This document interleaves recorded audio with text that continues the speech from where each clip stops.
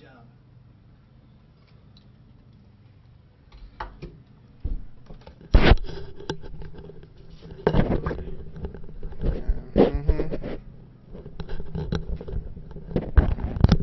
You want to requisition a new clip.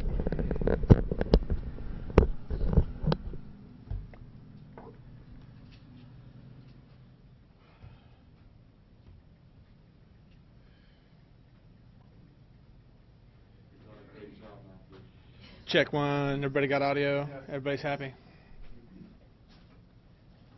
Are you good? Oh, the pack's not on?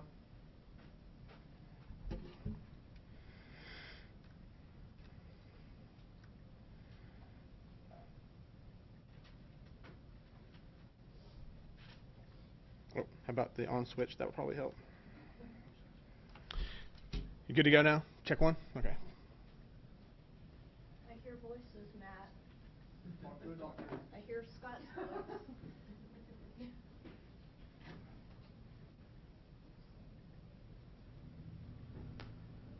Scott, walk in. You got the spellings of everybody's name? Here's Scott. Yep. Okay, Matt. Scott just left me.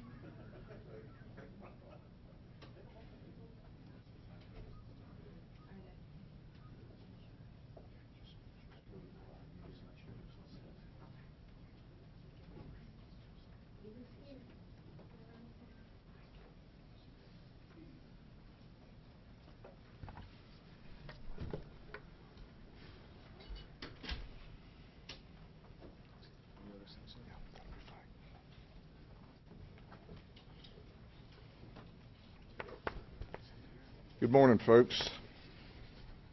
Thank you for coming to be with us while we update you about this horrific event.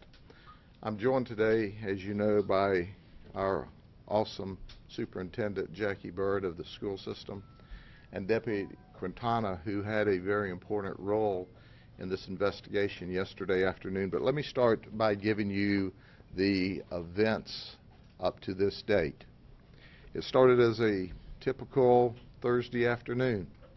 The children from the middle school got off of the school bus and the school bus drove away. Deputy Quintana's 11-year-old daughter had called him on the phone and said, "Hey, Dad, I'm off the bus. Would you come pick me up?" And he said, "Sure." And about that time, the 11-year-old starts screaming into the phone, telling her dad that some kids had been injured, had been run over by a car. Deputy Quintana ran down to the site of the crash, saw two kids significantly injured, ran back to his house to get his patrol car, and came back to provide first aid until EMS arrived. He saw that there were some nurses on scene, and a witness said the suspect's down the road. He drove down the road and took the suspect successfully into custody after he crashed into another vehicle and injured a lady who was 4 months pregnant. What we learned as soon as we got control of the situation, there wasn't just 2 children injured, there were 5. This drunk man in this car drove off of the road and ran through these children and scattered them like a bowling ball through bowling pins.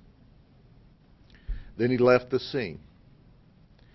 And as he got down the road a ways, he had another crash and injured the lady that was pregnant.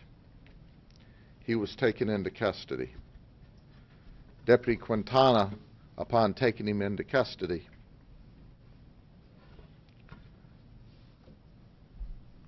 told him, he said, "Do you know what you did?" And he said, "Well, I ran into this car." And he said, "No, you just run over 2 kids. He said, "Well, if I did, then just shoot me."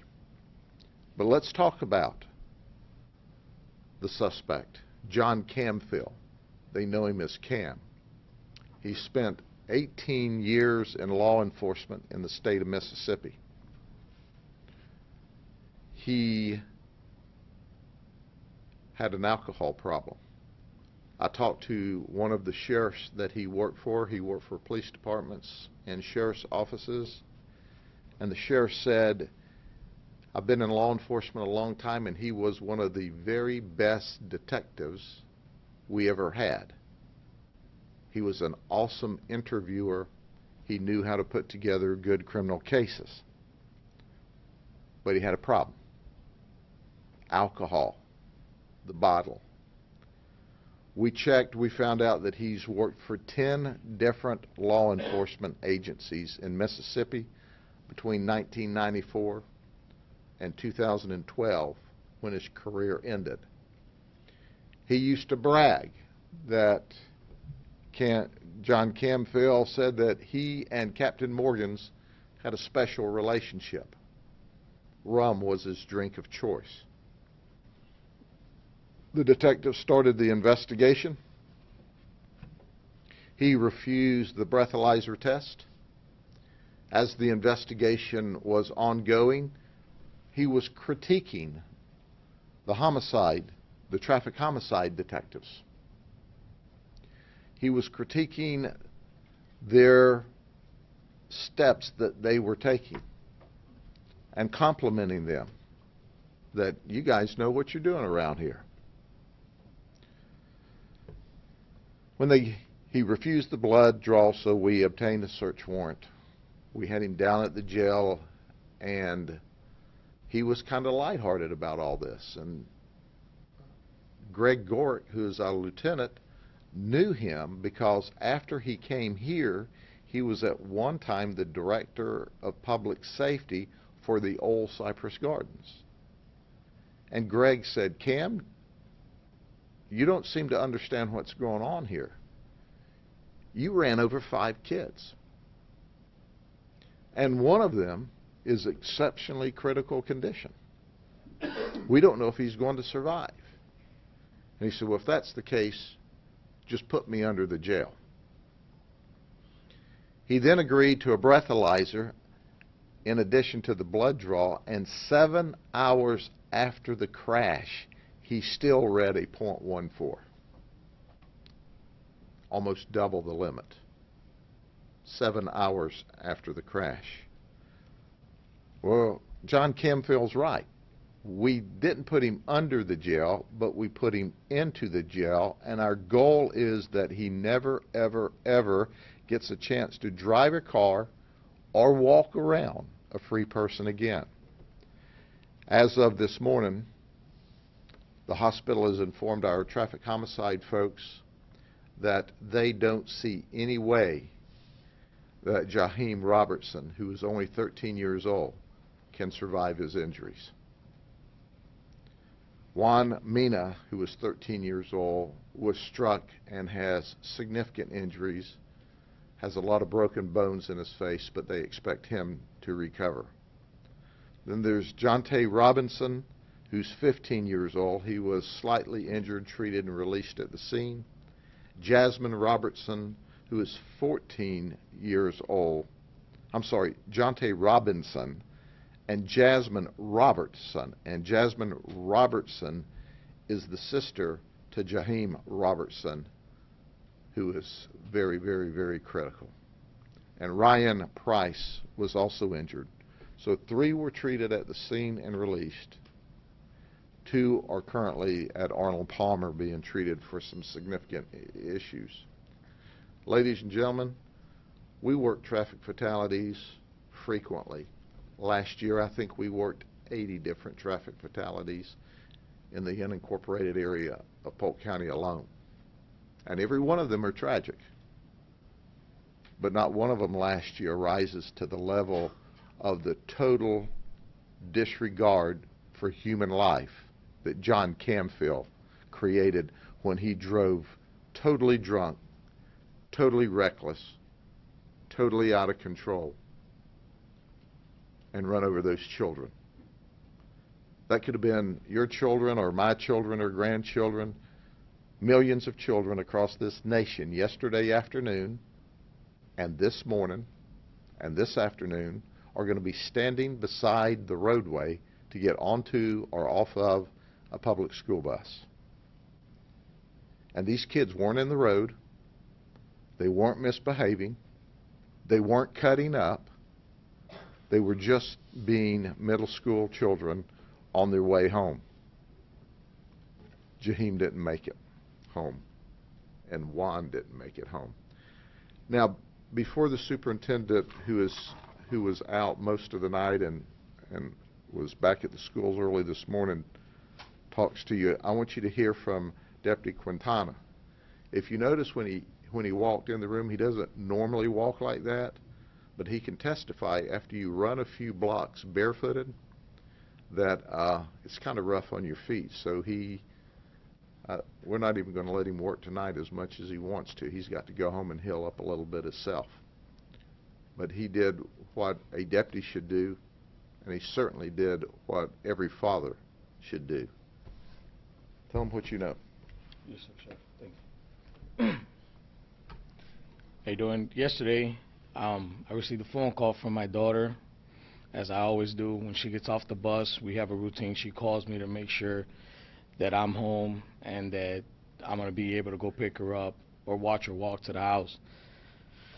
As I was talking to her yesterday, she asked me to pick her up. I was in bed, and I said, okay.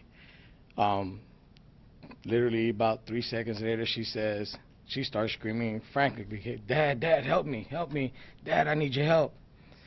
And I assumed the worst. I got out of my bed, and I ran towards my daughter, not knowing what was going on. She, as soon as I get closer to her, I notice that she's up and she's okay. I go up to her and I ask her what happened. She said, Dad, the neighbor and my friend got hit by a black car. I was like, okay, at which point I switched from being a father to doing my job. I assessed the situation. I saw that the two kids were pretty injured. I noticed that one of the kids was bleeding profusely through his face.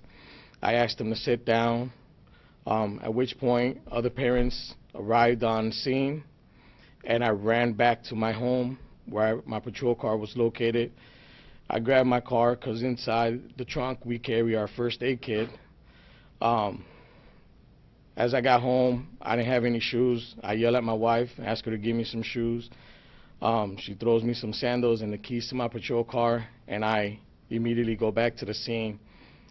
Soon as I made it back to the scene, I observed that there was a nurse. There was two nurses on scene, one on each child, trying to treat them. One of the people that were there, I didn't catch her name. She advised me that the guy that did it was down the road. I then get back into my vehicle and I drive up to where he was supposed to be located. As soon as I get into the road, I observed that the vehicle had crashed into another vehicle and the driver had stumbled out of the vehicle. I parked right behind the vehicle with my emergency lights on, and I immediately detained the subject, the suspect of the vehicle crash. Once I did that, I advised our dispatchers that the subject was detained and that we needed additional rescue services for the female that was on scene. I then waited on scene. An officer from Winter Haven arrived. He assisted me with traffic control and allowed me to sit down for a little bit because my feet were hurting a little bit at that time. At which point, traffic units arrived and they assumed the investigation. They assumed my part of it and took the subject into their custody, and I was relieved.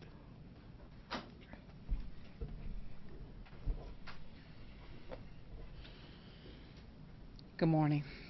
It is truly sad for us in our community and our county.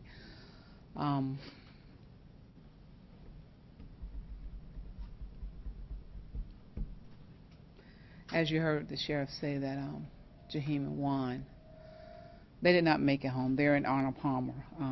We were there late last night with the families, and after talking to Jaheim's family, they have no other family. They're from Chicago, and they've been here about 8 years. When we sat with his sisters, all they wanted to know is he going to be okay? Is he going to be okay? I'm at a loss for words this morning. This is truly tragic for us. But to have a driver not even care about what happens and keep going, that should never happen when children are doing what they're supposed to do. They got off the school bus. They were going home. They did everything right. And they were going home. And for him to drive and leave them on the side of the road as if they were not even there, they were nothing. It hurts. It hurts me as a parent. It hurts me as the leader of this community and the school system. But most importantly, when I looked into his sister's eyes last night, the hurt was even greater. To know that all they wanted to know was Jaheim going to be okay? I spoke with Juan. Juan was he was in good spirits last night, and he was able to speak to me and talk to me. And he was worried about school, and I told him, don't you worry about school. That's the one thing I can control and I can help you with. Don't worry about that. I just needed him to get better. Both families are very, very hurt. They were there. They had not eaten last night, so we made sure the sheriff's office and our office made sure they had something to eat last night so that they can take care of themselves. They're at a loss for words right now.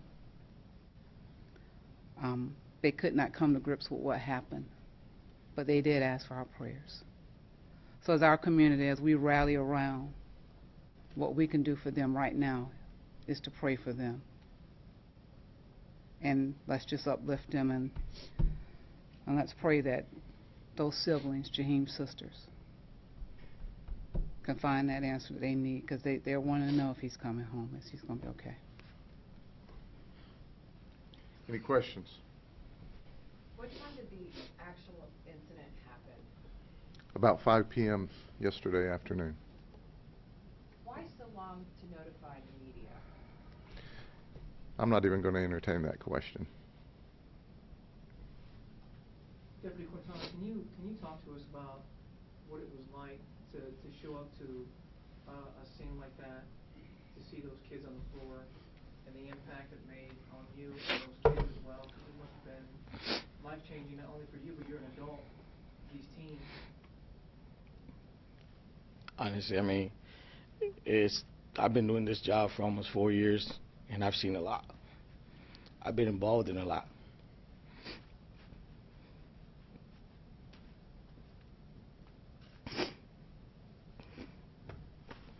Nothing compares to hearing your daughter ask for help, and you can't do nothing.